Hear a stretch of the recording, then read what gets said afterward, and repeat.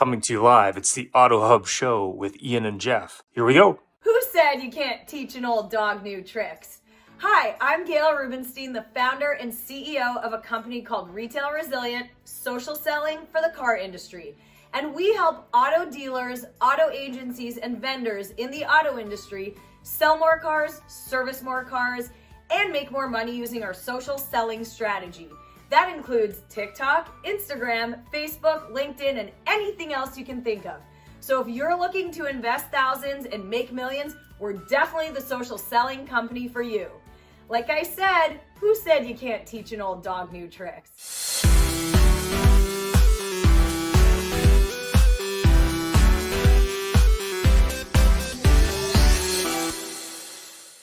I was at Larry Foman's seminar.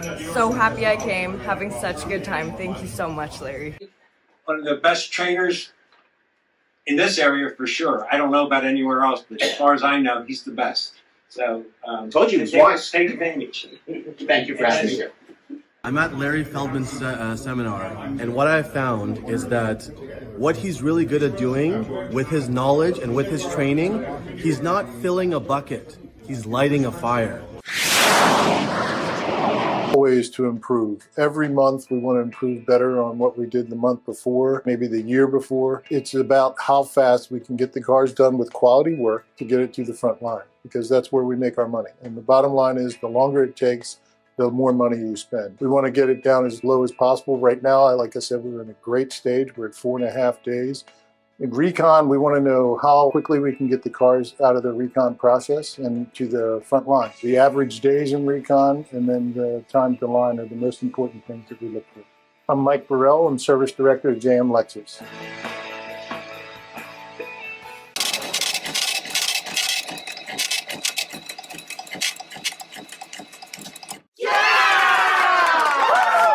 And we have a gentleman that was on the cover of I don't know if it's a show magazine or their own magazine here. Now, Luke, you're going to have to pronounce your last name because I don't want to get it wrong. That's okay. I would rather it that way. Yeah. Lunkenheimer, Luke Lunkenheimer. Great. Thank you for taking the time with us. You're quite the celebrity here. And, we'll just start with just tell us your story, please. Sure. To understand the story, you also have to understand the backstory, which is grandfather was a Ford dealer in the 50s and 60s. Dad worked for grandfather, then went off to work for some other another Ford franchise. They had the typical butting of heads as father and son will. He loved the business, so he stayed with Ford. He went to work for a Ford dealer. And I grew up in the business. Dad was coming home the late nights in retail. Mom was divorcing dad because of the car dealership life. We've all heard it before. And so I was the one in the family that wanted to make the fundamental change, right? I was going to break the cycle. Not that the car business was a bad thing, but in my household at that time, it certainly had its nefarious look, right? So I chose, I was as an athlete, I wasn't always this big, but I was an athletic guy.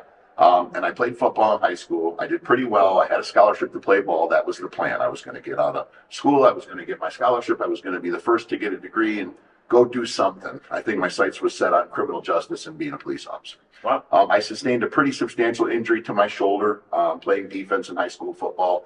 It was a very small school. There was like 80 kids in our graduating class. So we played both sides of the ball. So imagine Tom Brady playing free safety, right? The chances of injury.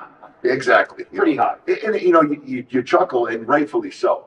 It's kind of funny to think that actually happens, but at the smaller schools, it's normal, modus operandi. So we thought nothing of it, but I took a pretty heavy hit to the shoulder, destroyed my throwing arm. And it's funny because it was a Division II school. I won't sit here and say that I was the next, Troy Aikman or Tom Brady. You really were. I very well could be in my mind. I was a good athlete, and I would have went on to have a pretty healthy career at a Division II school, had my school paid for, lived a nice collegiate life of athletics and fun, and then gone on to, to live life. And it's funny because in Division II athletics, they only give out academic scholarships. You can't get a full ride because you're a good ball player. But, amazingly enough, between the athletic director knowing a few people, and even though I was like an 80 average student, I was a scholar athlete that quarter, just managed to slip in, get my academic scholarship, and 95% of my college was paid for. Until that fateful day where I screwed up my shoulder, and then all of a sudden that academic scholarship went away. So I got a very early education on politics and bureaucracy and, academia and how things aren't always what they seem. I was a naive young country boy. So I was very depressed. It was a very difficult thing for me. Anybody that's seen the movie Varsity Blues back in the early 2000s, late 90s, it tells a story of a West Canyon, Texas high school where football is like life. The quarterback is God, big frog, small pond. That was me. So the thought and the prospect of not playing football, not having my college paid for, it was like, you watch that movie and you hear the screeching tires and the breaking glass sound effect and then the pin of the record coming off. And it's like, okay, what now? So, I had to reassess, and I decided to do what I knew I had to do, which was do what was familiar to me and try my hand at selling cars. So I did. I did very well at it for a year. It was the number one, and I'm not being braggadocious. It's context. I was the number one salesman at the store right away for the 3 months in, and was the shining star at the dealership. So I got benefits very quickly. I got good money very quickly, and I decided to get surgery to try to repair the shoulder and then segue my way back into college athletics. Surgery didn't go so well. The doctors kind of, after some time, took pity on the fact that they really didn't do a great job. I didn't get much percentage of my throwing arm back, and I was in a lot of pain. And at that time, opiates were not as highly regulated. Nowadays, everybody knows what they are. Everybody knows about the epidemic that is opiate drugs. But at that time, they were still kind of a novelty thing. You get your tooth pulled, you get a few hydrocodones, yippee-ki-yay. Well, at least it was where I came from. And they were very liberal with the writing of prescription opiates for relief of pain, we'll call it. And I learned very quickly that the euphoria that an opiate drug brings, it numbs the pain of your mind, it numbs the pain of your soul, it numbs the pain of your shoulder too. What a great trifecta. And I just off to the races, selling lots and lots of cars, making $100,000 a year, but by Wednesday of the next week, having no money and having to borrow money for more drugs. So it was a very dark thing. It went on for about 10 years, honestly, an entire decade, from about 19 to 29, until one day, it just got so bad. And for people that are familiar with addiction, it's a downward spiral. No one ever goes, well, I dabbled with addiction and I'm good now. I'm working at Neiman Marcus at the front counter. You never go back to the family reunion year 2 when you see the guy just starting to use drugs, and it's like, oh, he's all better now. Good, glad to see he got off. It's like, no, it's jails, institutions, or death. For me, it was jails. One day it got so bad and I needed money. I decided, okay, I'll rob this bank. I'll either get the money and go to a good designer rehab, meet a few celebrities, detox with Tommy Lee, with Nikki Sixx. I don't know about that one. That's what I get, right? That's what I had figured out in my head. And it went very differently. I spent about a week getting really, really high. I was able to get my driver's license back because I wanted to go back in and sell cars again. And then that fateful Friday, the undercovers came in and picked me up.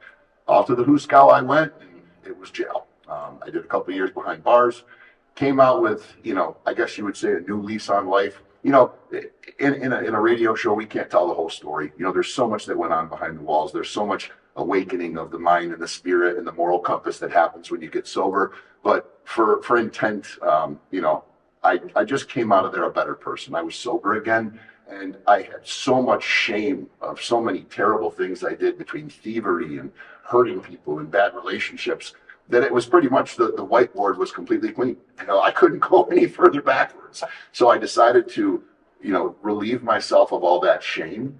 I decided to relieve myself of the burden of all the things that I had done. And, I had said, okay, if I really, truly want to do the right thing, then I have to own that. I have to know that I'm going to catch some flack from people. But I have to let it bounce off me like bullets off of Superman. And I just got to keep pushing forward. And for some reason, at that point in my life, I believed that if I did the right thing, good things were going to start happening. And I can't tell you why. I can't tell you what changed fundamentally. It might have been the maturity of being almost a 30-year-old man at that point. It could have been desperation. I wanted to believe it so bad that I convinced myself. I couldn't believe that you got out of jail sober. like all joking aside, really I don't know it firsthand, but you never hear about that. You hear you come out because somebody knew somebody and you're even more messed up. You are how right you are. That's why I said there's so much more to be told. Sure. It was probably more difficult to stay sober in prison than it was on the streets. I can only imagine. When you have the skill of manipulation and selling, and when I say manipulation, it's not always a nefarious word, right? When you have the skill to manipulate a situation to your benefit, and mind you, when you're a talented car salesman, and you go into this, cesspool of society, you can pretty much talk anybody into anything, with the exception of some of the real street smart guys. And them, you respect them as who they are, and you move over here. Sure. But, I was able to work my way to the top of the totem pole in prison. And I don't mean, the head of a gang. I mean, like, that guy's got enough food in his bin. That guy's got things figured out. He just does his own thing, and he's left alone. And that's what afforded me the ability to stay in my cell and only come out for an hour and a half a day and hit the weight yard, and then go back into my cell and read books and write letters. And, whether you want to call it praying or meditating or whatever, just making a plan for the future. At some point, there's this thing that happens when you're in prison. And they say you can live, in the prison, or you can live outside the prison. And they call the people that live outside the prison stress boxes, meaning I wonder who my girlfriend's sleeping with tonight, and I wonder if the kids have enough food, and I wonder this, and I wonder that. And then there's the guys that have this real awkward piece about them, and they're very collected. And you see them kind of doing things, very simple things, coloring in coloring books. And they have these staunch routines that they stick to. Nope, I do my 35 pull-ups on Monday. I do my 35 sit-ups on Wednesday, and you don't mess with their routine. It's because they've managed to find a way to look forward to their days inside of prison, right? This Friday is the NBA Finals. We're going to cook a nice meal of ramen noodle soups and beef sticks with a Hershey bar to finish it off. And they look forward to it all week. And that's what you have in there. So I was able to find a delicate balance of living outside when I needed to make sure that I was keeping tabs on the people that I cared about, because there were very few of those left that actually still cared about me. And then also living in there so I could still function, still deal with people effectively, and not get blindsided by the politics of prison, because there was a couple times I almost lost my life as well. So yeah, I can only imagine. So then, where does it go from there? So from there, it goes to Luke Lunkenheimer gets out of prison, and he is with a woman who, when he went into prison, dealt with him at his worst. Knew probably it wasn't a lifelong marriage, but knew that he wanted to give this woman as many months as she gave him in there. So I made a concerted effort to be with her, to help her raise her children. And I was a good man to her. I was, at that point. I wasn't before, but I was at that point. And it was almost like I was, trying to right a wrong. And she knew it, and we both knew it wasn't slated forever, but I made sure she had what she needed. I made sure that I righted my wrongs. I made sure that I set her up, and then I moved along. During this time, I was finding myself, right? I was dealing with situations like people from my past coming to me and offering me free drugs and come party with us, man. You poor thing, you've been sober for so long. Let's get you back on the bandwagon so you can relax a little bit. And near misses to, attacking the weights so vigorously because it was the only thing I had to be addicted to. I'm an addict. It's who I am. And anybody that knows addiction knows that the only way you survive addiction is to stay an addict. And let me rephrase that, to accept and embrace your addiction, right? It's kind of like you can have breast cancer, okay? Or you can have testicular cancer, and you can try to pretend it's not there, and you cannot do the things that you should be doing medically to try to keep it at bay. You cannot go to your treatments, and you'll die a quick death. Right. Or you can understand that you're dealing with a vice. You can deal with it. You can try to live the best quality of life that you have, and try to put things in life in place to, circumnavigate the bad parts of it, but still, try to embrace the good parts of life that you still have. That's what an effective sober addict does, is they keep the fact that they're an addict very close to their heart. They don't ever forget about it, because much like cancer, it can come out of remission very quickly and aggressively and back worse than it was before, and it can kill you very quickly. And these are literal words, you know what I mean? I just chose to do that. I think that's part of, the reason I had success. But moving forward to your question, I did the 9 to 5 thing. I got on a Centro bus. You guys are from Canada. Centro is the local transit, they run a certain schedule. The job that I had landed had me getting on a bus at 4:45 in the morning to arrive at the hub at 5:45, to wait till 6:30 to ride another bus to get to the job at 7:30, to wait an hour for the first guy to get there at 8:30, to open the doors at 9 to start work. So the work day didn't start till 9, but my morning started at 4:45 getting on the bus, only to come home catching the last bus that could possibly get me home, not getting home till 9 o'clock at night. So that was tough, but I convinced myself it's what I needed to do, and it was almost like self-inflicted punishment. I was like, you're going to deal with this, man. You did bad for so long. You're going to deal with this. And when you maintain that level of commitment, people take notice. When they see somebody is just mentally invested in something, they can't be wavered, and you're going, you really do this routine every single day? Yes, I do. Why? Because if I don't, I go bad, and I can't go bad. Yes, your question, man. Would you consider selling for me? I can have somebody pick you up and bring you to work. Pardon me, because people recognize tenacity, right? They also recognize good moral compass. When I say people, I mean generally business owners, people with financial success. They know who they are and what it took them to get where they are. So that when they recognize those attributes in somebody else, especially in this post-corona society that we live in when nobody wants to work, that wasn't the case then. I'm just referencing how real it is now. They see those qualities in people and they want to employ them. I know I do. As the owner of my dealerships, I see people that mimic any of the attributes that I had at that time. It's like, listen, man, you got to come work for me. You're not making enough. You'll make more with me. And you try to recruit that talent. So it moves from there into working for a guy finally. So a guy reached out to me, and I knew he was not a good person. But the opportunity that he presented me with was, I couldn't pass it up. He's like, hey, I got my dealer's license when you were in jail. This is a guy I used to sell cars with, a known drug addict, okay? So I don't do drugs anymore. I got my dealer license. I've got a line of credit. I've got some cars. I've got a Winnebago trailer and a Swigo. I don't know what I'm doing. I'm way too heavy into 4 cars. Here's what I'm proposing to you. I will pay off all your fines, get you your license back, give you a dealer plate to use, give you one of the cars to drive, give you access to my entire business, the line of credit, everything. You run the thing, we'll split whatever you make. To a guy fresh out of prison, it doesn't get much better than that. Who's going to come to you with that offer, right? So even though I know it's too good to be true, I jumped in head first because I had been recently fired by that same collision center that I was so, rigorously going back to work for and so devoted to. They fired me because they found out that I robbed a bank, even though I disclosed it on my application. I later found out that was illegal to do, but what it really boiled down to was people that were coming in and out of there were recognizing me and, oh, you're employing that bank robber guy. And the guy just didn't have the chutzpah to say, yes, he's a good employee, he works hard for me, and that's what it is.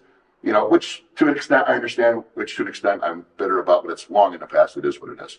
So I start running this dealership for this guy, and we go from a Winnebago trailer in a very rural part of Oswego, New York, which is up in the sticks. Nothing like, you guys have up there in Canada, but it's rural for us.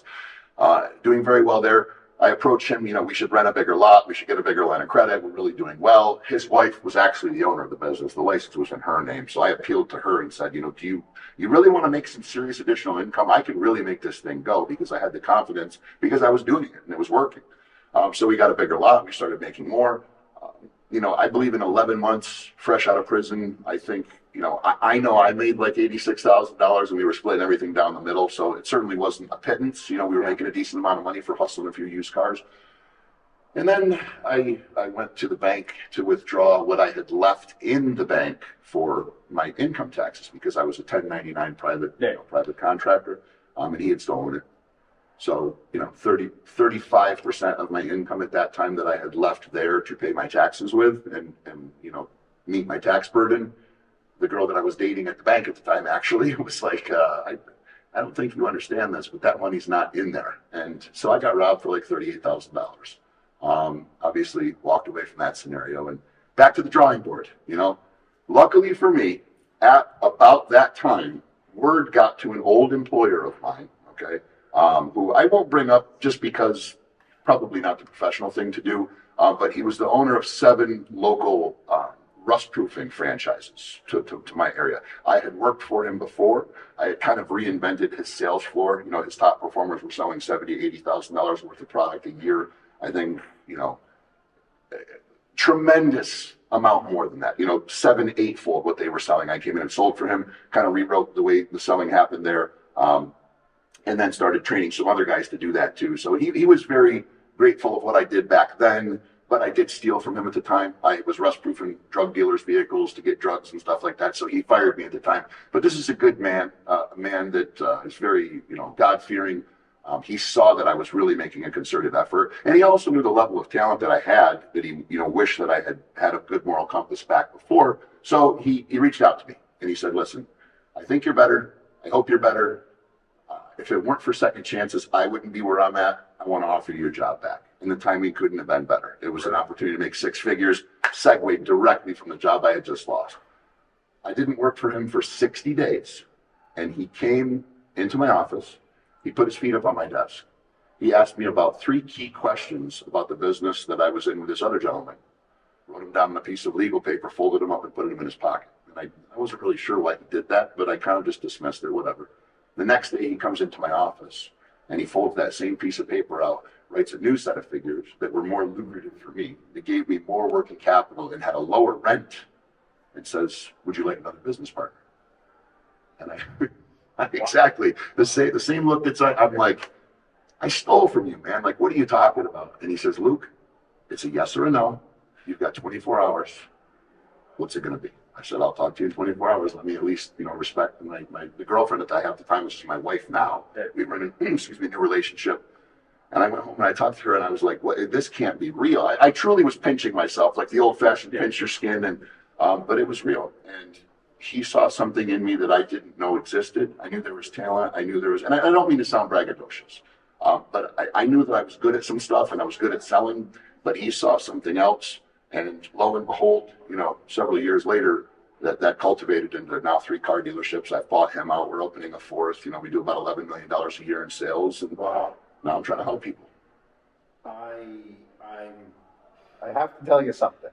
The biggest thing of all the stuff you said was the fact that after getting hooped numerous times, and it's a well-publicized thing about addictions, because your need for something means you got to do something to get it. But this guy recognized that. But the interesting part is that you went home and you went, "Something's wrong here, but there's something really right about this." Mm-hmm. And actually, you got somebody that had something really going, not just for you, but had something in his head that said, "Recognize the talent." Mm-hmm. I couldn't agree with you more. To this day, he's a man that I don't understand completely, but I can tell you that he's worth probably, and I might be doing him a disservice with these kind of figures, but probably $30 to $40 million. He's got several successful franchises. He sold some, bought some. He's just one of those guys that knows his craft and continues to just score time and time again because he's so good at what he does. And he was such a firm believer in second chances, and he really truly believed that I was better. And he also knew that I could, close. That's got a lot to do with it, So he gave me the opportunity, and lo and behold, he was right. So I'm grateful for that. It wasn't about, the beauty is, and, I admire this man. I admire you because you've made a difference. Thank you. Period. Not just for yourself, but period. Because for people to look at and say, "Hey," but you got to admire this guy, because so many successful people, and especially in the car business and car related business, it's all their favorite song is "Me, Me, Me, Me, Me." And this guy said, yeah, in return, what he did was he helped himself by helping you help him. It was a tremendous risk that he took. And, in the beginning, I just remember hearing it from every corner of my personal globe. I overheard somebody talking to, him. I don't want to say his name. And, they were saying about you, did he know you were a bank robber? Did he know you did this? Does he know that you robbed him back and blah, blah, blah. And the way they said he responded was he looked at them and said, "I've made a decision. And if that decision is wrong, why don't you come to me in a year or two and tell me how wrong that decision was? In the meantime, I'm going to tell you, sit back and watch, baby." That's what he said to him. And he's a very animated guy, and if you knew him, you'd understand. But he does all his own commercials. He's got a real live voice. People know it's Syracuse cars. They don't talk about it. But he's a beautiful human being, and I'm very thankful for him. And he saw something. He was sure of it. He knew what he saw, and he knew that if I was better, it was going to be something, and he was right. Yeah, and it's important in life. I mean, you obviously always have challenges in life, no matter how hard or less hard they are, usually hard. Mm-hmm. But it's what you learn from them. But more importantly, it takes a lot of an individual to say, "Listen, I believe in this person so much. The past is the past, let's move forward together and let's help this person. And I think a lot of people, to your point earlier on, yeah, I really should have told that person that asked the question that that's not who this person is, but they just don't have the what to do that. And they're more like, well, yeah, it's easier to just get rid of this person. Mm-hmm. And that's a mistake. Like, you have to have ethics yourself. Sometimes you fall down, it's okay. It's getting back up that's important. I mean, we were watching Sugar Ray Leonard, and he was talking about his successes, but he also talked about the fights where he clearly lost, but also learned a few things. Mm-hmm. And that, to me, was a big thing, because you don't hear too many professional boxers who say, yeah, okay, I won 50 times, but don't worry about those 2 or 3 that I lost. Let's not talk about those, right? That's why he's a legend, brother. Yeah. Okay. And when I gave my presentation just not so long ago, I noticed as I was trying to connect with the people in the room, there was a lot of people that were really struggling with what I was saying. I was telling them, you have to get comfortable with your flaws. You have to understand that if you're not what society calls front of cosmopolitan good looking, that's what you are. Okay. I graduated high school a pimple-faced, skinny. They called me monkalepsy, okay, because I was long-armed, I was acne-faced, and I would fall asleep in class because I stayed up too late playing video games. That's who this guy that you see in front of you was in high school. And that's what I dealt with, which probably lends itself to why I am so rigorously about being big and muscular now. There's probably some of my molding stage that comes through. So was that during the football days, or was that post when in jail? No, this was during high school. This was in the football days. I said this in my presentation as well. I was a great football player, but I was very underdeveloped physically. I was a late bloomer. So I caught a lot of flack in high school for a lot of things. And, it's one of these things where, referring to my presentation to that point, it's one of these things where I believe that the peace that I experience on a daily basis now, and the reason that I'm able to just continue to relentlessly pursue success and try to realize my potential, because that's my trajectory, right? People say, well, what is your goal? What is your this? What is your that? My potential. I am on a relentless pursuit of my potential. And they say, well, what do you think that is? I said, well, I'm shooting for $1 trillion. There's not a lot of trillionaires right now. In fact, last I read, there wasn't any. Maybe there has since become one. But I'm just going to go for that. Yeah. Well, you really think you're going to become a trillionaire? Well, hey, if I fall a little bit short, I think I'll end up okay. So it's about getting comfortable with the things in life that are uncomfortable. It's about getting comfortable with yourself.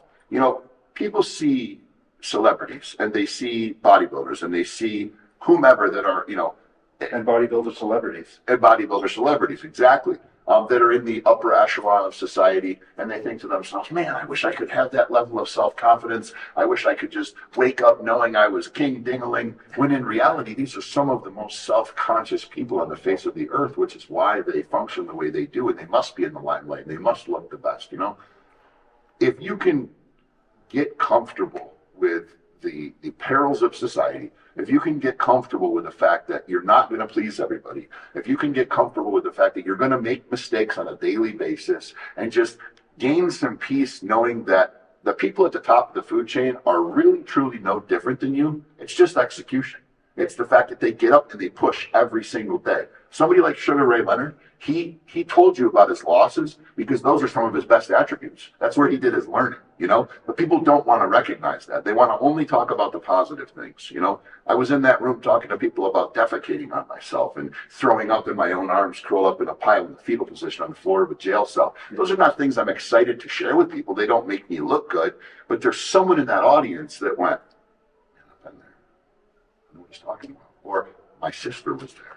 I know what he's talking about. And I said this in the speech, and I'll say it again now. If I came out here all the way to Las Vegas, Nevada, and I changed one life, it was worth the trip, because until as a society, and I don't mean to get so grandiose about this, but I truly believe this, until as a society, we start truly trying to help each other, we're in a very weird place as a world. The United States as a country, I'm not familiar with Canada. I know that, there's things going on politically, and we don't ever want to get politically. We're U.S. light. What's that? We're U.S. light. The only difference is we have a different view on guns. There you go. U.S. light. I like that. Yeah. So I'm a firm believer that, you can solve so many problems by just having a little bit of heart. You know what I mean? Just just backing down your guard a little bit. Just go into a situation, don't worry about the social media likes. Don't worry about the lip injections. Don't worry about the engagement on your Instagram page. Just go, all right, I want to meet this person. I want to engage this person. And if I can help them in some way, I want to do that. If they can help me in some way, I'd like to receive that. And then hopefully we're both better because of it. It's so really fundamentally simple, but I think the media plays a major role in screwing that up. And I think not the beat. You mean they only tell one side of the story? Really? Listen, brother, we can put a whole rabbit hole there. But it's really just very simple. Any of it. So It's the old-fashioned car business. And when I got into the car business, it's all about you. You've got to conquer. You got to sell that car no matter what. You got to get it done. The dealers were like that. If somebody helped somebody, they were like, "Why are you helping me? yeah, What's in it for you?" what's in it for you? And to hear that from somebody that, and I can understand why, because you got by with help. You had somebody that said to you, here's a chance for you to do what you can do. Mm-hmm. And, frankly, where would Tom Brady be without Kraft? Honestly, where would he be? He's phenomenal talent. He's amazing. The guy can hit a drone, 300 feet off the back of a boat at 42 years old. Yeah. But he'd have been nowhere without that guy that gave him the opportunity. 100%. I'm an F1 fan. Lewis Hamilton's the greatest driver ever, but the car sucks last year. Mm-hmm. Now he's not winning. Mm-hmm. So you can't be there alone. So good for you. Thank you, brother. Good for you. Yeah, I appreciate you saying that. Well, no, it's true, because no bull, no crap. I'm sure you're fed it all the time. You made a big difference. What you said to me really, really hit me to heart. Well, because that's I'll be the guy that said change my life. But no, good for you. Good for you. I really appreciate that, first of all, because what some people, they see you say something like that to me, and they're like, oh, that's nice for him to validate him like that. They don't understand what that means, man. You're talking to a guy that was in a prison cell, lonely, wondering if I was going to see the light of day again. I'm going to get emotional. I apologize. But to your point about the help and the assistance from Kraft, okay, this gentleman, he made just shy of $1 million in the 4 years that he partnered with me, okay? Yeah. So, when the people say, oh, that was nice of him to help that guy, well, I also helped him add $1 million to his till, okay? Now, what is the dichotomy there? It is this. When his intentions were not wholly selfish, when he said, hey, I see something here. I see an opportunity to monetize, but I see an opportunity to monetize by doing something that's morally virtuous. It's bulletproof, okay? Because let me say something to you that this will blow your mind, or if not, it'll blow my mind again hearing it out loud. He comes to me and he goes, okay, what was your split with the other guy? I said 50-50 right down the middle. He goes, okay, ours is going to be 55-45. I said, no problem. I understand you want the lion's share. You're putting up the money. He goes, no, you're going to get 55. Yeah. I said, why am I going to get 55? He says, because, Luke, a long time ago you stole from me. And I know why you stole from me. It's because you sold me multi-millions of dollars worth of products, but I only paid you 10%. That's because that's what the pay plan was designed to do. He goes, but somebody like you felt like you were getting slighted. You felt like, this guy's never seen anybody like me. I'm coming in here and I'm performing light years ahead of all these other guys. I should be getting a bigger piece of the action. And he was absolutely right. I stole from him because I needed drugs, but the real fundamental root cause was, I'm like, yeah, this P-R-I-C-K. Well, I was bringing money I'm making this guy, and he's paying me the same as everybody else. I should be getting a bigger chunk. And when he said that to me, I was silent for like a minute straight. It felt like an eternity. And I looked back at him, and I said, are you sure? And he said, I've never been more sure about anything. He goes, and then he sees me again, he goes, but I'm going to tell you, I'm going to do that for you. But if you steal from me again, you're going to wear concrete shoes, and you're going to go to sleep. And he meant that too. And if you knew him, you'd understand that was real. But the fact of the matter is, to your point, what he was doing was a selfless act, tied to a selfish act. Yes. Okay. And if we can operate the same way in business and say, listen, to your point about the old car business, right? You go to somebody like, listen, I just want to help you get the right color. Listen, if I don't have it, I'll locate the one and tell you what dealership it's at. They're looking at you like, okay, where's the camera? What's the shtick? Yeah. You're not just going to do something nice for me. When in reality, when you approach somebody that way, you'd be people, you probably wouldn't. So many people would be amazed to find that customer will go, where's it at? Oh, the blue one's down at 9 in NIADA. You said you had a black one, right? Well, yes, I do. Yeah. Why don't you show me that black one? What?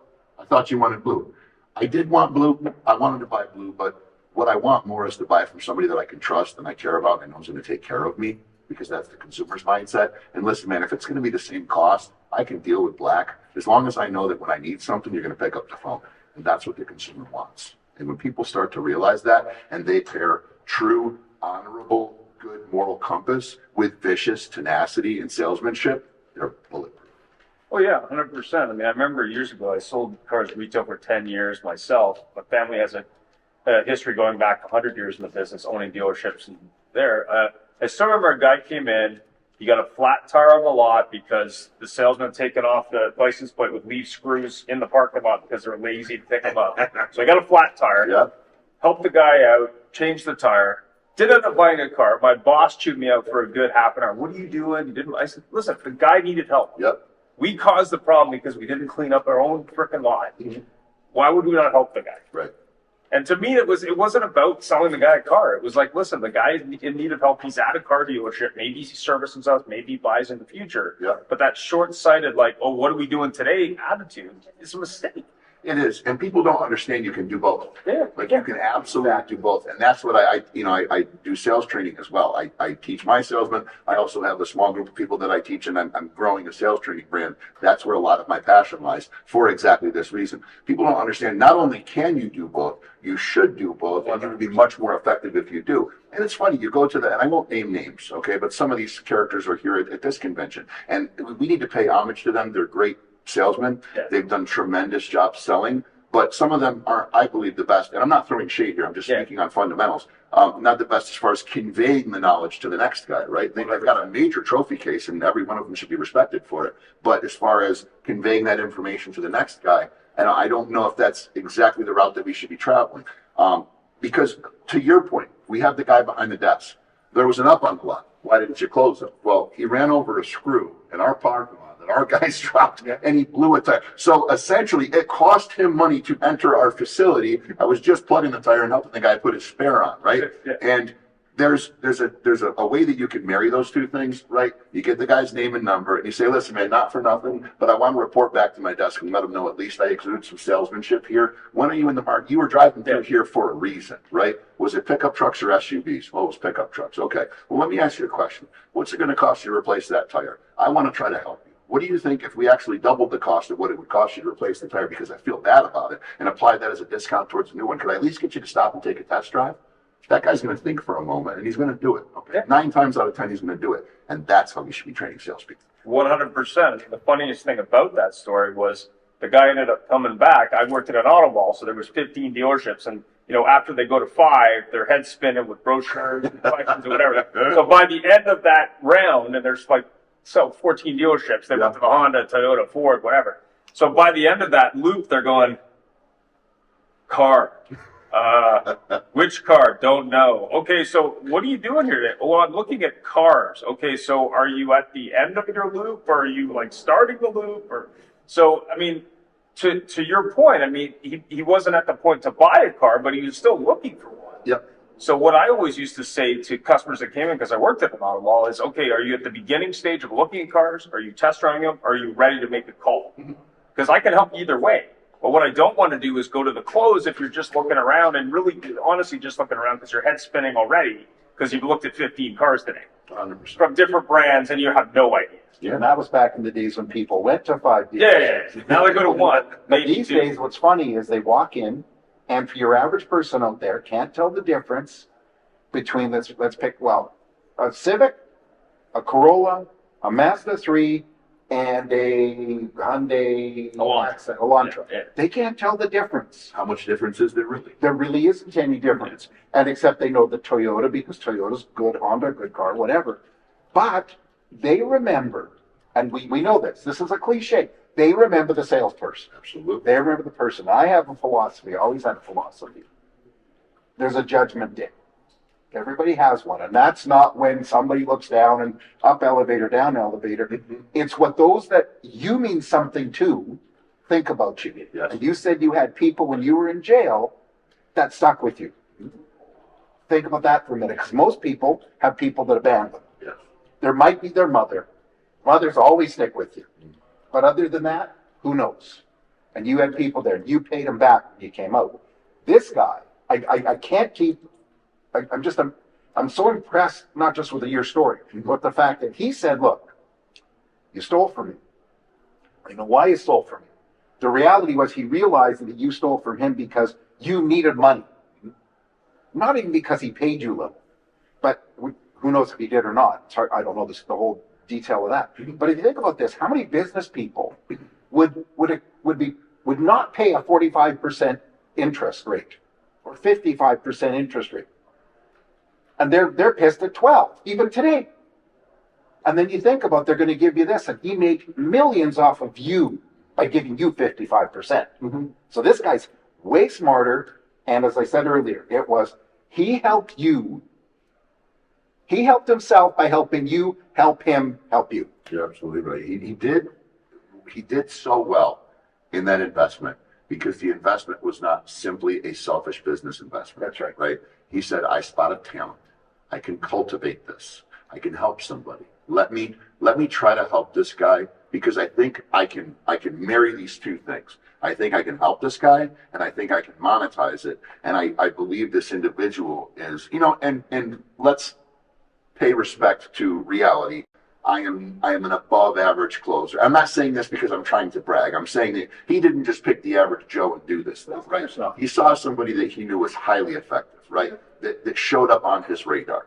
And people encounter that daily, right? We have these people that we remember. And a lot of times the very colorful characters are the ones that get locked into addiction and they go down that road. Because generally for somebody to have the personality traits that I do, to be the outgoing, the very tenacious, wordy salesperson, they're either A, incredibly comfortable and confident with themselves, mostly because they've usually been through a very tragic scenario, or B, are going through a very tragic scenario. You guys are car guys. You guys know the guys I'm talking about, the 50 car a month guys, the 40 car a month guys who are also closet crackheads, who are also have the weird vices where they leave and go to the red light district at the end of the day. These are they're nefarious actors a lot of time, but they're always somebody with a vice because that's what it takes to get that level of productivity. You know what I mean? Yeah. So what this gentleman did is he said, okay, this is a colorful, extra personality. He went to a very, very dark place. I believe he's better. Let's give a litmus test here. Let's see what we can do. And to your point, you're exactly right. His intentions were not completely selfish, and the dividends that it paid. And to that point, not only did I not steal from him, when a customer would give us a tip, when we would make a wholesale score, when we'd get I'd book a scrap car for X and we get a few extra bucks cash. I mean, I literally kept an envelope of righteous money. It wasn't righteous money. And then at the end of the month, I would bring him the envelope. And his remember the first time I did it, he's like, "Oh, what is this? What is this? Where did this money come? Exactly. What did you agree to for this money?" He's thinking a drug deal. He's like, "What is this money?" And I explained. Wait. He put you in a headlock? No, I'm saying I put somebody in a headlock. Yeah. Money. So I remember telling him. I remember saying, don't worry. This is real righteous money. And you know what? And there's a story in there too. So I give him this envelope full of money, and it was like $1,200 or something like that. He said, "What is this?" I said, "Well, we had some cars that I booked for X as scrap cars. Scrap went up, so I had already booked them. We already shipped them, but when we got paid for them, it was this much over." And he gave me a check for that and gave me cash for the rest, just because that's business people do sometimes. And he's in the cash business, and it was righteous for us to receive the cash. I said, "So this is kind of extra money. This is cash." There was $2,400. I kept 12. Here's your 12. And he looks at me and he goes, "Okay." He goes, "So here's what I'm going to do." And I think somewhere deep down inside, he questioned if it was righteous money, and rightfully so, given my past. He takes the money out and he writes DR on it for Dominican Republic. He took this money, and his wife was Dominican, okay? And they were involved in a church in the DR. And what he did with this money is he used it to buy school supplies, food, ice cream, treats, for school children that didn't have these things in the DR, all $1,200 of it, and he just donated it. And I remember looking at him and I'm like, I know that you do what you say you're going to do. You're really giving that, and mind you, I'm out of prison, I'm got very few nickels to rub together. I'm still scratching and clawing my way to a decent existence. And this man's taking $1,200 and going, oh, let's buy pencils and school bags for kids. I'm like, no, let's buy like clothes and food for myself. And I'm thinking to myself, and then of course the criminal in me was like, wow, man, should I really give it to him? And then, you know, the good moral individual in me that had been cultivated recently was like, no. We've gotten to where we are now, Luke, by doing the right thing. Don't you dare stop that now. Get that thought out of your head. And that was one of maybe 2 or 3 times only that I can remember that demon came back tapping on my shoulder. I have to tell you something. Sure. Firsthand experience, and from almost everybody I've known in the car business that has done that. Boss, they gave me cash for this. Here is the cash. That demon in the back of their mind says, you'll never know. Never know. But you know something? The difference is between the old Luke, the new Luke, and a lot of these people is they give it. Now, the question is this doing what this guy did? People they don't need that money. That doesn't make any difference in their life. No, and they give it away, but a lot of people in this business, and that's why, you know, even though you had some bad things, you had some great luck because you dealt with a real gentleman because he did what he said he was going to do. Yeah. And that's, this is as much his story as it is yours. I agree with you. And you should get his permission to use his name. I will try. Just to cap that story off, I took 200 of the dollars and I looked at it, but I very reluctantly, but like to make it across his desk, it took like a minute and a half. And he's kind of looking at me, and it was like this you know, gun duel scene where it's his eyes, my eyes, his eyes, my eyes, sweat dripping down my face, back to him. Do I hear Clint Eastwood? Meow, meow, meow. So I reach over and I hand it to him, and I go, take this. And he goes, you sure? I said, I'm sure. He takes it. He goes, what's this for? I said, it's for the kids in the DR. I said, I cannot walk out of this office knowing that you just took all that money and gave it to them. I can't afford to give all of it. And he goes to give it back. And I said, no. I said, this is found money. I don't need this money to survive the same way you don't need that money to survive. I said, but proportionately, it means a lot more to me than it does to you. So I believe the ratio is somewhere around 10 to 15%. So I'm giving you that. I want you to put it towards that cause. And I'm going to take what I need to take. To this day, I donate to that same group of kids every year. Yeah. And to this day, his wife sends me pictures of the kids with the book bags and the ice creams and the stuff to say thank you, all off of a $200 investment. Changed lives. Oh, 100%. I mean, at the end of the day, and it's not to say that people don't earn a good living in the car business, they do. And it's not to say people in the car business aren't great people, they are, at least for the most part. But at the end of the day, what we don't talk enough about in the car business, we did an interview this morning with a young lady who helps raise money for cancer with other car dealers for kids. And she lost one of her kids to cancer. And it was really interesting because we've done shows on giving back in the car business because there's a lot of focus on from the media, we won't mention any names, about how awful the car business is. But the reality is car dealers are local community businesses that give back to communities at scale, some more than others. But at the end of the day, they don't have to do that. They choose to do that because they care. Yes. 100%. So that's a great story. Thanks for sharing. Cool. Thank you, bro. Well, I thank you so much. You know, you made my conference for me. Oh, brother. I mean, you're going to make the big cry. Before this morning, I hadn't heard about you. I can't remember how we connected with you today. Gentleman over there. The gentleman over there. Thank you. Thank you. It's Rich. He's a good dude. Yeah. But you know, first of all, to get on the cover of something like this is a big deal. But secondly, legitimate. You're not on there because you sold more than everybody else in Oswego, New York. Okay, or Syracuse, or whatever. You did it because you did something for everybody else by doing something for you. That same hokey thing. It's not hokey, it's true, but good for you. And I got to tell you, look at you want to get scared. Nobody's changing it. And this guy we're in business that you bought it or whatever, he sleeps at night, but he also doesn't have to worry about a shadow coming behind him. You! So thank you. No worries. Yes, thank you so much for having me. It was a pleasure. No problem. And this is a live broadcast, so just in case you don't know, it's a live broadcast. If you are interested and have questions or comments, feel free to reach out to the show, and we'll be happy to answer the questions we can. Sometimes we can't. And it's Auto Hub Show live from Vegas. Thanks to NIADA for putting us up for this, and for obviously our wonderful guest. Thank you, brother. For all his stories, good, bad, colorful. What's your last name? Lunkenheimer. Yeah, and Everybody says Luke Lunkenheimer. the band that helped it will remain nameless for obvious reasons. Perfect. Thanks. Thanks, guys.